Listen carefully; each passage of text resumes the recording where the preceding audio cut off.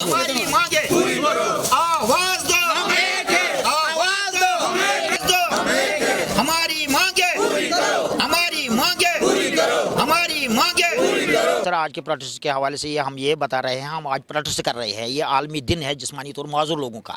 یہ دن پورے دنیا میں منایا جاتا ہے اور اس دن پر پورے دنیا میں جسمانی طور ناقص لوگوں کے لیے نئے نئے قانون بنائے جاتے ہیں اور ان کے فلاح و بہبود کے لیے کام کیا جاتا ہے۔ مگر ہماری ریاست جموں و کشمیر میں اس کے برعکس ہو رہا ہے۔ ہمیں اسی دن کے موقع پر یاد کیا جاتا ہے اور باقی سال ہمیں کسی کو یاد نہیں آتے ہیں۔ آج این جی او والے یا سرکاری لیول پر بہت پروگرام کیے جاتے ہیں، مگر وہ اپنے فائدے کے لیے کیے جاتے ہیں اور ان کو مطلب اس میں فائدہ ہوتا ہے، مگر بدقسمتی سے ہمیں ہماری آواز وہ دبانے کی کوشش کر رہے ہیں۔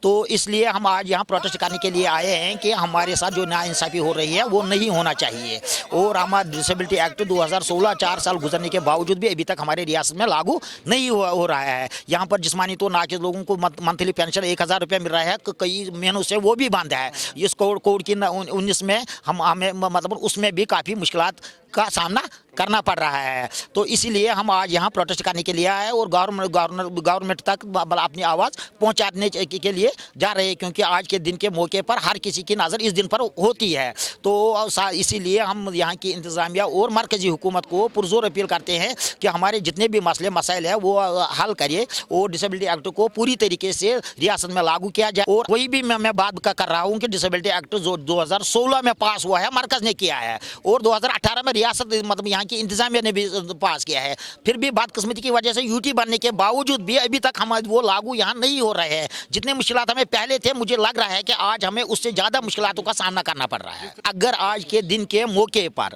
یہاں پر مطلب ہماری بات نہیں سنی گئی تو 25 جنوری 2021 کو ہم سول سیکریٹریٹ جموں کے سامنے غیر معنی عرصے کے لیے ہنگر اسٹرائک پر جا رہے ہیں۔